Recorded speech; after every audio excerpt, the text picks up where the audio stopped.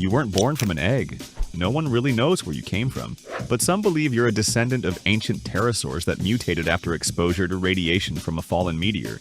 Over time, you adapted to heat. When the world cooled, you sank into magma and stayed there.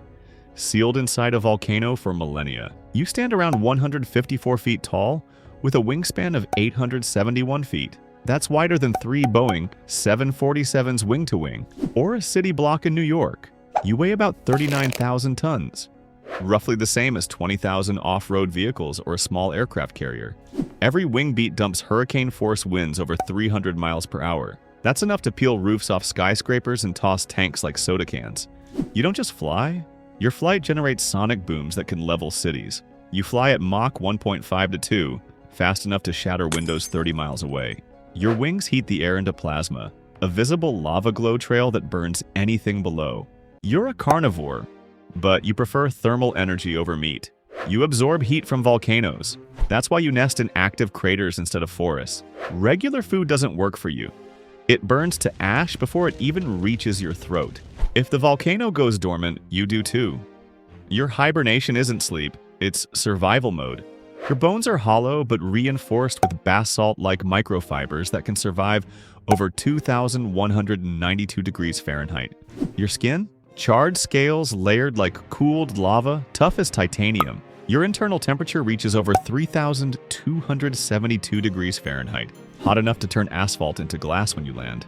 When you break the sound barrier, your wings push out a circular shockwave measured at 5.8 on the Richter scale. That's like an earthquake strong enough to rattle whole cities. Buildings collapse, clouds rip apart, and planes literally fall from the sky. If you fly low over water, the sea boils in your slipstream. Infrared satellites can see you from orbit. Your surface temperature averages 2,012 to 2,372 degrees Fahrenheit, brighter than molten lava on a thermal map. Even Godzilla's dorsal plates flicker hotter only during atomic charge, meaning you're almost as radiant as a living nuclear reactor just by flying.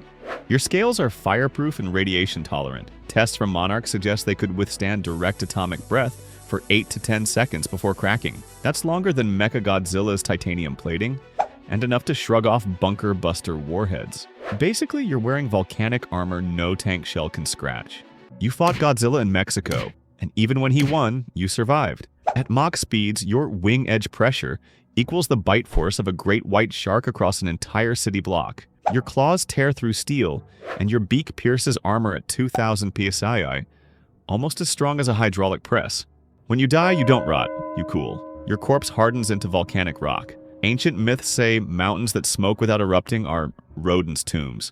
Each wing is a miracle of anatomy, fibro-keratin membranes stretched over bone struts thicker than submarine hulls. A single downstroke moves over 100,000 tons of air, equal to the blast of a mid-range cruise missile. Your wing bones are denser than aircraft titanium, with tensile strength comparable to grade 5 alloy used in F-22 fighters.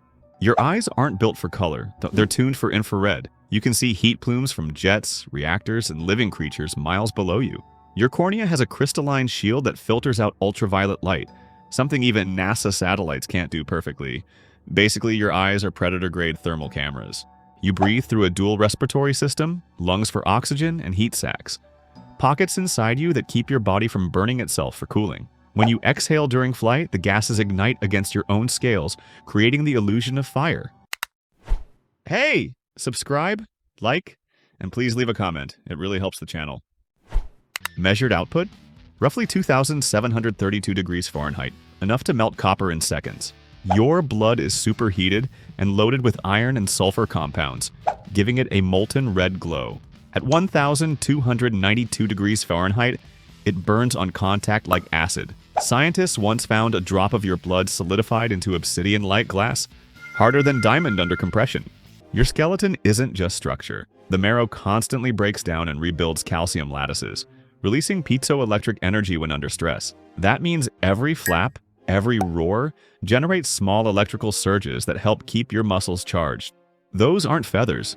They're hardened epidermal plates shaped by volcanic air currents.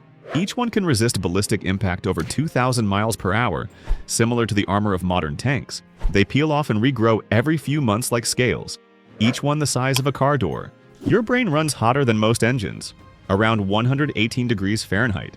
That would cook a human in minutes, but your neurons are protected by silica coolant fluid that works like antifreeze. This lets you stay conscious during volcanic temperatures.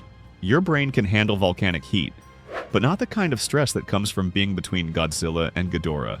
Your inner ear is built like a gyro stabilizer, letting you stay balanced in hurricane winds.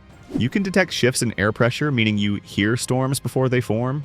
No one knows if you have one heart or two, but your pulse rips through your body at nearly 300 beats per minute, like a hummingbird scaled to skyscraper size. If your heart ever stops, you don't cool down. You explode.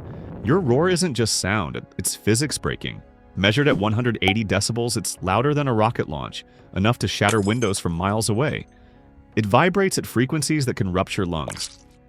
When you scream, mountains echo back and sometimes crumble. Your muscle fibers are laced with crystallized iron proteins that react to magnetic fields. Each contraction releases bursts of kinetic power equal to a fighter jet taking off per wing segment. That's how you launch straight up like a missile without even a running start. You don't digest like animals, you incinerate. Your stomach works at over 3,632 degrees Fahrenheit, breaking down anything organic or metallic. When humans talk about heartburn, you laugh. You literally have a nuclear reactor in your gut. You could eat a car and it would come out as glowing slag in minutes. You react in 0.07 seconds, faster than any human nerve can fire. That's twice as fast as a trained fighter pilot. Your wing sensors detect turbulence changes before your eyes even process motion, meaning you feel attacks before you see them. For a creature the size of a mountain, that's practically cheating.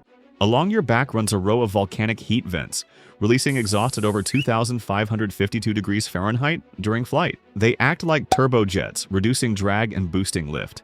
The trade-off? You leave a bright thermal trail visible from space. Your tail isn't decoration, it's a stabilizer and weapon. At full swing, the tip moves over 600 miles per hour, fast enough to tear through tank armor. The air pressure it leaves behind equals a Category 3 tornado gust. Instead of a single spinal cord, you have a tri-branch neural network running through wings, chest, and head. That means even if one limb or nerve cluster is damaged, the others reroute control instantly. It's the same redundancy system used in military drones and spacecraft.